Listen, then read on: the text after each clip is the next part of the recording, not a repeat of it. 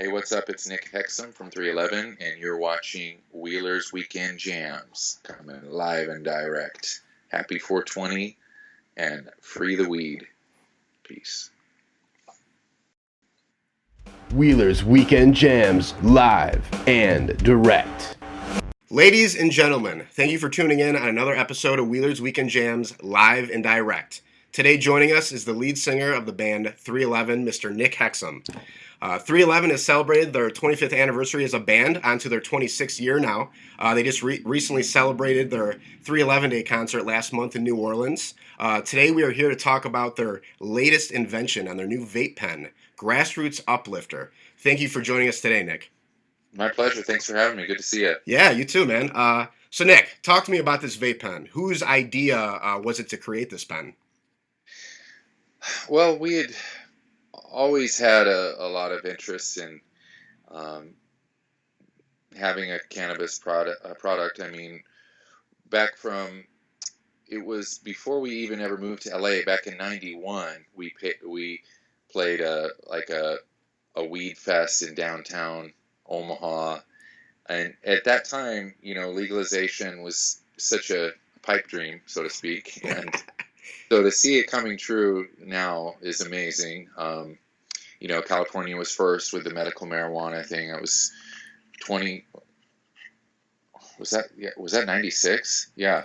So, but it was very slowly accepted. But now it's just, dominoes are falling. So it's really exciting to be part of a movement of reasonableness and the legalization that's going on. So yeah. I would say about 3 years ago, it really dawned on me that, with all the e-cigarette technology out there, that if somebody really nailed it for cannabis, that would be very exciting. So, concentrates have been around for a while, but not that long. So people are really still perfecting it. So, I went out and did a lot of research of, buying up what was available now at the time, a couple of years ago, and just, taking them apart, trying them out, and just we realized that it could be done better.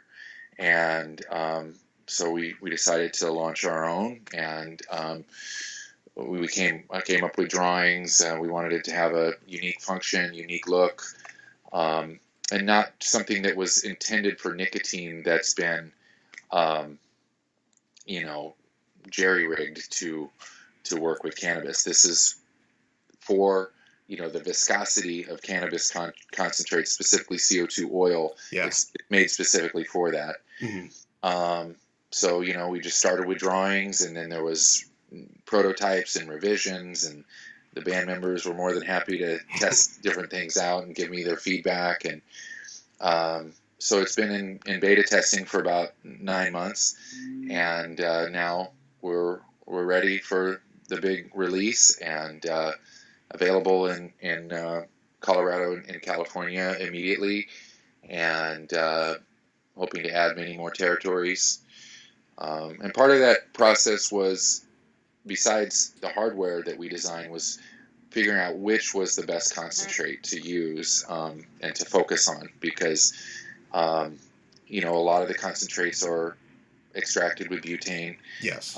And we're really going for more of a kind of a whole foods, no petrochemicals, organically grown flower extracted with CO2 oil, or with CO2 making that oil, and not with terpenes added back in, just preserving the sanctity of the cannabis flower, all the way through the process. And so finding people that have the expensive equipment to know how to do that, and the know-how to get it just right, is not easy, but they're out there. And in California, a company called True CO2 makes the oil, and that they put in the pens, and then they distribute them. And you can find out at grassrootsuplifter.com where to buy, and that will be rapidly expanding. So that's kind of an overview of everything that's going on. Cool. And what part of the plant is actually being extracted? Is it like the plant, or is it just like the nug? It's nug runs. It's Nug. flower. Cool. Yeah. Awesome, man. And now I have the blueberry indica. Will you guys be putting out the sativa as well? Yes, that will there'll be various strains available. Ideally we'd have a straight indica, straight sativa, and a hybrid. And then as things go on, like this one, I have a prototype of a CBD.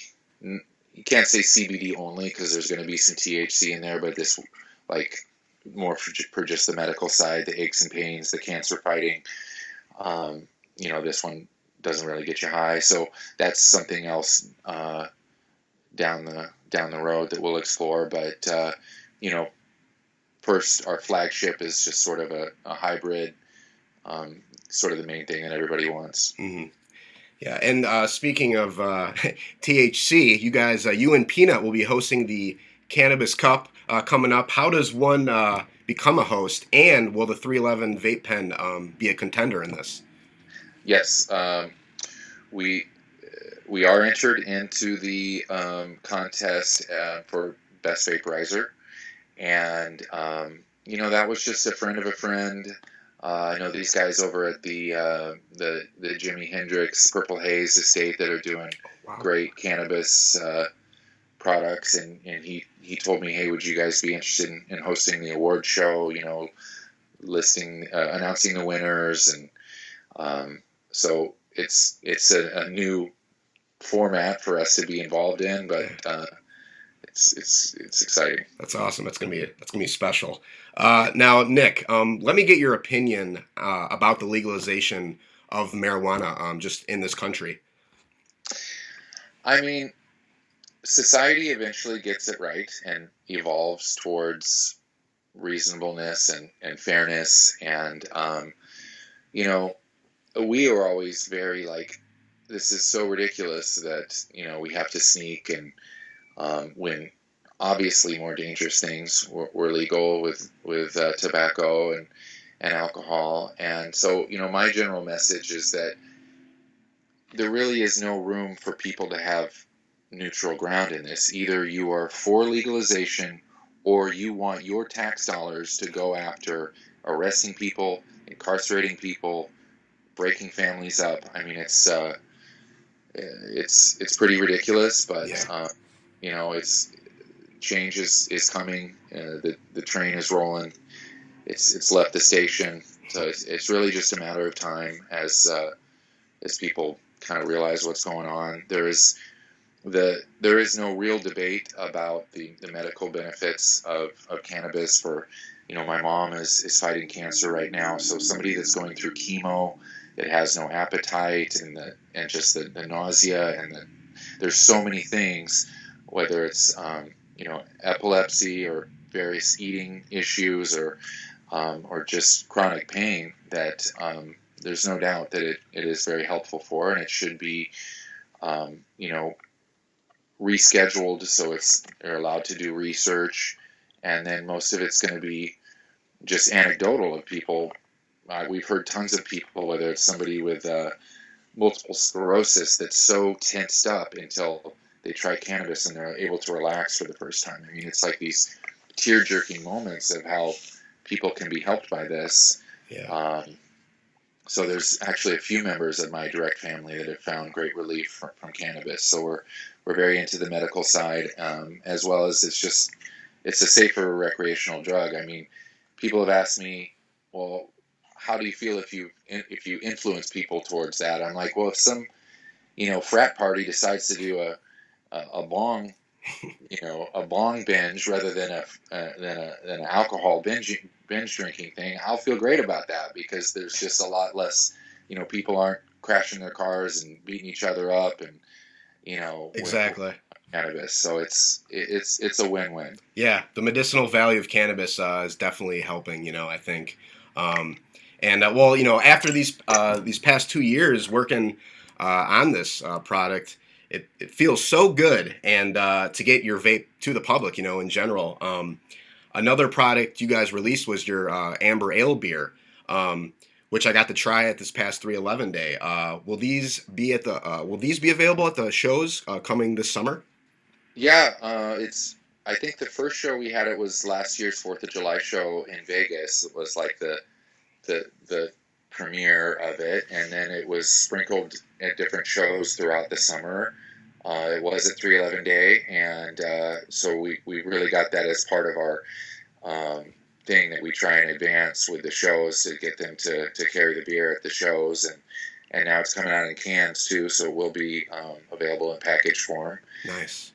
But that's something that Peanut and Nesse specifically are really into, like the craft beer kind of thing. So they really took the helm of like tasting it and trying different revisions and add this and add that, and it's just really cool because 311 is it's a lifestyle, it's an attitude, and it's just become more than just a band. So it's cool to add different ways to enjoy the 311 lifestyle. We're glad to be a part of it. And how long do you think it's going to be until the fans will be able to buy the Grassroots Uplifter at your shows? I mean, that's something that'll happen eventually. Basically, like when the feds legalize it, Yeah, yeah. It's safer than beer, so it sure as hell should be legal. There are certain circumstances, like if we were playing, the Cannabis Cup, there's sales there. So, but that'll be cool when we have. We did do the Cannabis Cup in Amsterdam back in like 2002. Okay. But of course we didn't have our product at that time. So we have been at shows where sales were going on. But this is a whole new game. So that'll be great when it does happen. Yeah, I think Peanut mentioned on the Doug Benson show, it only takes 25 years to come up with your own vape pen while being in a band. Yeah, that's right, quarter century. Yeah, I mentioned about this past 311 Day on March 11th and 12th in New Orleans. It was epic as always. Tell me from your perspective, how was this 311 Day compared to your past 311 Days? Oh, man. It was just fun. We really, it was very harmonious in the planning of it. The way the special guests and the gospel choir and having Mark McGrath that came together, it was really just, everything just felt right. We had our couple warm-up shows, so we felt like physically prepared. Obviously playing 86 songs is no easy task, and but it's like the time when I ran a marathon. I've done it a couple times, and they say really the hard work is in the training. Once you get to actual race day, it's just a victory lap. So I actually didn't even really get tired or sore or anything, because I was ready, and there's just so much adrenaline in the room that keeps you going.